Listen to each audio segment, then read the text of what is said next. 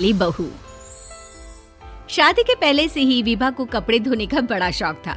कभी नल के नीचे तो कभी तालाब के पास। अरे मेरी नीली वाली लुंगी नहीं दिख रही है।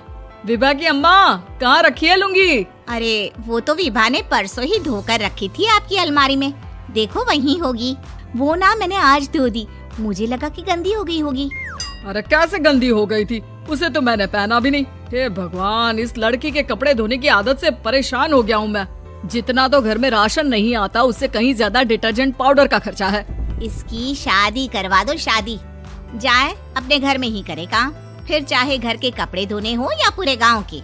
हाँ ठीक बोल रही हूँ, देखता हूँ मैं कोई लड़का। वो दिन भी आ जाता है जब विभा को देखने लड़के वाले आ जाते हैं। लड़की मुझे अच्छी लगी।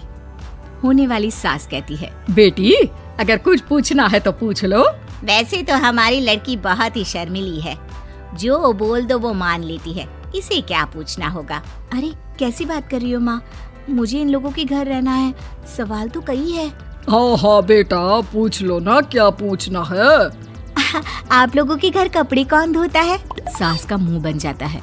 देखो अगर तुम ये कहना चाहती हो कि तुम्हें कपड़े धोने नहीं आते तो सुन लो, कपड़े मैं ही धोती हूँ, लेकिन तुम्हारे आ जाने के बाद मैं रुमाल तक नहीं धोऊंगी। अरे चुप रहना भाग्यवान, बहू बेचारी घर आई नहीं, उसे डराना शुरू कर दिया। वो क्या है ना बिटिया, अभी तक तो ये कल्लू की माँ ही धोती थी, लेकिन अब तुम्हारे पापा तो दहेज में वॉशिंग मशीन देंगे ही। तभी विभा की माँ बोल पड़ती है, सवाल भी पूछा तो क्या। वैसे भाई साहब, मशीन की तो फिर भी कपड़े धोने की कैपेसिटी होती है, मतलब जो बिटिया दे रहे हैं ना विभा, इसे कपड़े धोने का बहुत शौक है। ये आप लोगों के क्या आस पड़ोस गांव मोहल्ले सबके कपड़े धो दे और उफ तक ना करे। बाहर देखा नहीं आपने कितने कपड़े सूख रहे हैं, सब हमारी बिटिया ने ही तो धोए हैं। बस भी करो ना माँ, शर्म आ रही इतनी तारीफ सुनकर। और तो और एक दाग निकाल कर दिखाओ तो मान जाओ। हाँ अच्छा माफ करना बेटा, मैंने गलत समझा, हमें तो रिश्ता बहुत पसंद है। और ऐसे जुड़ जाता है रिश्ता कपड़े धोने का शौक रखने वाली विभा का। उसकी शादी हो जाती है कोयला फैक्ट्री में काम करने वाले कल्लू के साथ। शादी के बाद अचानक विभा चिल्लाती हुई सास के पास आती है। सासू माँ, अरे सासू माँ कहाँ है आप?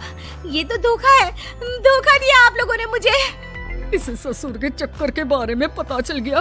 अरे तो उसमें तुझे क्यों धोखा मिला है? अरे नल में पानी नहीं आता, कपड़े कैसे कब धुलेंगे? अच्छा तू पानी नहीं आ रहा उसकी बात कर रही है। तो आपने क्या सोचा? कुछ नहीं। अच्छा तेरी माँ ने कहा था कि कपड़े धोने का शौक है तुझे, याद आया मुझे।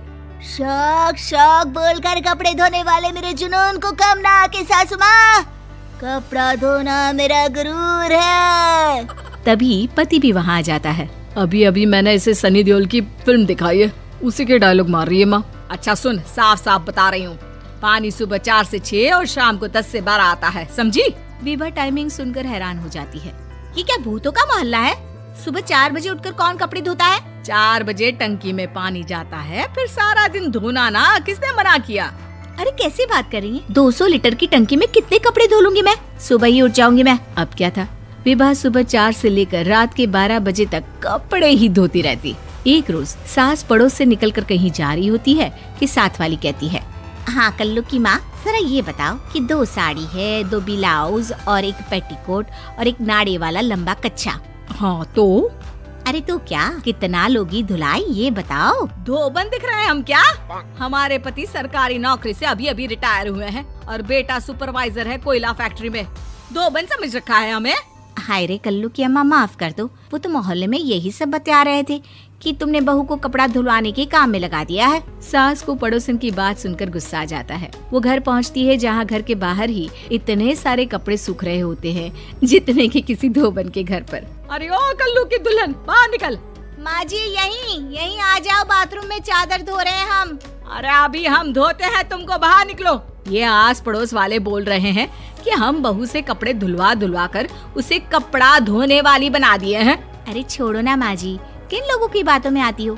आस पास के लोगों का तो काम ही होता है कि वो किसी तरह सास बहू को लड़ा दे। बहू सारे घर के कपड़े धोती है, ये क्या कम है? बोलिए। सास को भी लग जाता है कि वो बहू का ये सनकीपन नहीं छुड़वा सकती, इससे अच्छा है कि खुद ही चुप हो जाए।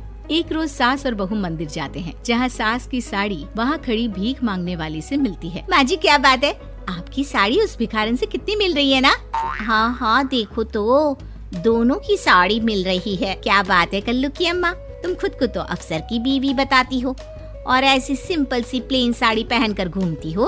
सिंपल और प्लेन नहीं है ये साड़ी। तो क्या सोने के धागे से फूल बने हैं?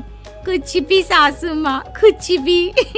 हाँ बने थे इस साड़ी में सोने के धागे से फूल।